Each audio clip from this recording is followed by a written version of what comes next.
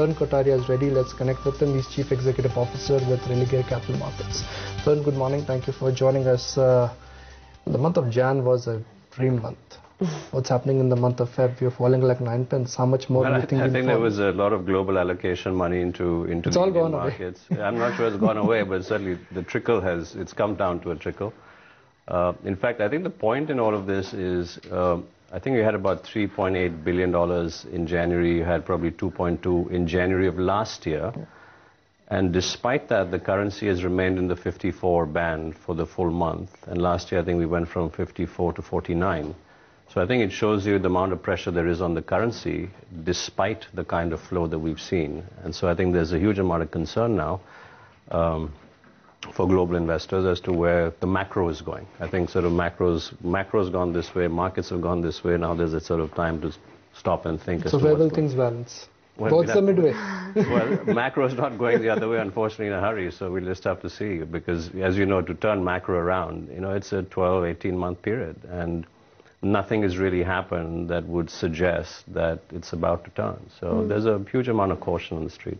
So on the macro front, what kind of commentary are you expecting from the finance minister on the 28th?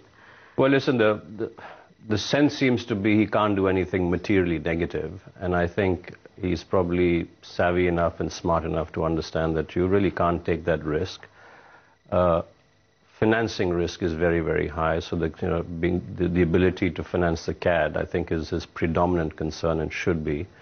So anything that is revenue enhancing in a negative sense, i.e. tax rates, I think that would be read particularly negatively. It's really all about expenses, and clearly what he's doing is to get to the 5.3, and maybe commentators are saying gets to 5.1, it's really by pushing out spending into next year and next year's spending into the following year. So there's a bit of sort of that going on. But on balance, I think that's the right thing to do. It's better to have slower growth and followed by lower interest rates than have an exploding CAD. I think he's finding that right balance. I think the CAD is the big risk. He's got to do everything to protect the ability to finance it. Right. Could it be a game changer, though, for the market? Or do you think the market is working on its own fundamentals and we will continue listless with the mid-caps falling? See, what I call the lower half of the mid-caps are very, very strained at the moment. Their balance sheets are extremely strained. I suspect their ability to finance themselves as well is very, very stretched. And with, they're funding themselves at 14, 15, 16%. Very tough to run a business in that environment. But back to your question, you might have a 1 or 2 point move up, sort of relief rally, or indeed the other way if it gets too aggressive. But I think people are just focused on the macro, which is, not particularly encouraging at the moment. The market setup is interesting. Hopes are high from the budget, and markets exactly are not positioned in a strong manner. So are we in for a very strong post-budget rally, assuming that this year's budget is a good budget? Yeah, I mean, if it's a good budget, and one can define what a good budget is, I would have thought yes, because a good budget would suggest that the FIs see some positive momentum, and FIs, if they, in the macro sense, if they see it, a wall of money will come in. I don't think $3 billion as we saw in January comes in, but at least maybe the flow comes back, which will be good for all of us and the markets. I just want to get back to the point that you were making about, the B-rung stocks and as to how promoters are not really being able to, fund themselves. Do you think this is just the start of a problem and could trickle down to bigger companies eventually? No, I think the big caps are, well capitalized. They've got access to capital, they've got access to the equity markets, they've got access to the debt markets and the ECB markets, which I think helps a lot. For the mid-caps, it's different. I think my sense is PSU banks are being very cautious because their balance sheets are not in the best shape. So you've got a bit of a circle. Are you committed to keep your margin funding business going? Because you run a large book, and every time when mid-cap stocks they fall, I keep on getting calls. Religare is selling out. Is that true? That's not true. I get the calls as well, but it's really not true. We're one of several participants in the market. There are many of us who have large LAS books, but somehow it always comes to Religare, which for the most part is probably not true. But is there a margin problem there? Is there a funding issue there? I think if you look at the way some of the mid-caps are trading, you have to believe that there must be, stress in the system. And I think we're seeing that. But it can't be just a one-day stress. I mean, why the synchronized kind of selling that we saw yesterday? I think people suddenly get a hold of, oh my God, something is going on, short. We've discussed the bad news. What is the good news? Are valuations looking attractive again? See, valuations are looking attractive, but will there be a material turn in earnings? I think that's really the question to ask. And our sense is, and certainly with my team of strategists and analysts, I think there will be a bit of a bottom. The rupee under pressure, commodity prices, I think maybe start to rise because China is making a decent recovery. The US is making a decent recovery. So there will be pressure on the currency. There will be pressure on commodity prices. Rates are not going down materially as they should. I mean, to jumpstart this economy, you need a 300, 400 basis point decline in rates, which is really not happening. So where would you call the bottom? I mean, how many more points or percentage to go for the index? It's tough to say. I mean, if tomorrow morning the FIs decide, I'm going to take my $5 billion out, I'm not sure where the bottom is, hope right? Not. So they're the ones that really sort of drive momentum in the market. And the sense that we're getting is they're not overly concerned at the moment. So I'm not sort of sensing, okay, these guys are going to run for the exits right now. But you could see a long U in terms of earnings. Tarun, what ultimately drives liquidity are three factors. Number one is performance. So India is underperforming global markets. B, it's the macro, which according to you is not in good shape. And third is valuations. Unfortunately, Indian markets, if I look at the Sensex PE, Sensex is trading above the long-term average. So I don't see there are too many triggers which will really drive liquidity to Indian markets, and whatever liquidity is coming in is unfortunately getting gobbled up because of PSU disinvestment or because of OFS and QIPs. Yeah, I mean, you make a valid point, but I think there's still, there was the Federal Reserve minutes that was out, I guess, 3 or 4 days ago, which caused a bit of a flutter in the market.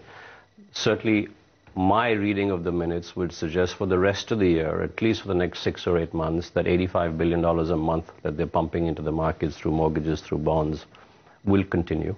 And if that continues, I think India will be a reasonable recipient of FI flows, despite all that's going on, because fundamentally, the US investor is under-owned emerging markets. And if you're going to play emerging markets, you're going to play reasonably deep, liquid markets. And if you go through the list, whether it's BRICS or whether that's the E-BRICS or I-BRICS or whatever the current expression is, it's India and China, right? Indonesia having its share of problems and too small. Philippines had a 30% run last year, has had a 15% run year to date. Too small to move the needle for anybody. Russia has its share of issues. Brazil is struggling. So where do you go? You go to these two markets. Now, the point is we shouldn't be building a macro strategy around, don't worry, FI flows are coming. But for the most part, where else are they going to go? But, we need to read that positively as opposed to saying, kahan jayenge, and, we can do what we want with our macro. So in terms of sectors and stocks, what is it that you're liking right now? See, our focus is a little, our sense is that the domestic consumer is probably a little tired. Okay, so even the FMCG, which was at 35% CAGR, is probably now 20. Still a good number, but it's not 35. So we're saying, okay, if the globe is recovering and India's macro is a little bit stretched, why aren't we thinking global IT names or the large cap Indian IT names? Because the IT spend relative to GDP in some of the G3 markets has come off. Look at some of the metal names. The global mining or the Indian global mining and metal names. So the Tata Steels and Hindalcos and names like that should probably see some move up. So that's our sort of broad focus. And of course, domestically, infrastructure remains sort of mired in its own issues. When you say IT, would it be Infy, TCS, the large caps, absolutely. Are you still hot on media? Because that was one sectoral call from the House of Religare when we started the year. Absolutely.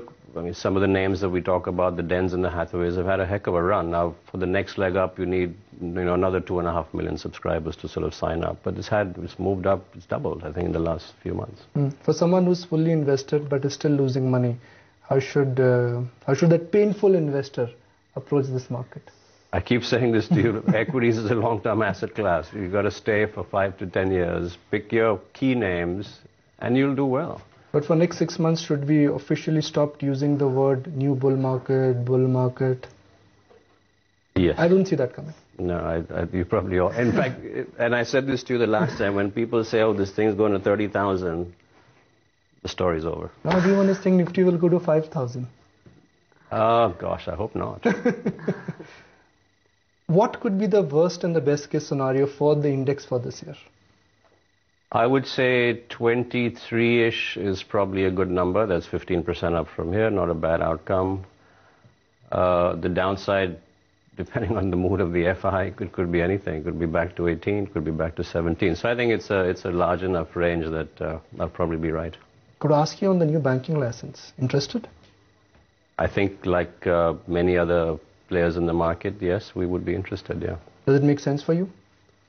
I think it rounds out our stable of financial service offerings that we would have. We've got pretty much everything except a banking license. We've got a very strong inclusion agenda. We've got a very strong track record of building businesses. And if you look at each of our verticals, we're sort of top 2, top 3 in that particular sub-asset class. And the banking license just adds on to that. Final question, I will sound repetitive, but Religare is not creating the margin problem, right? But I guess not. Okay. Okay, appreciate your time. And I know you're off to a holiday, so enjoy your holiday. Thank you very much.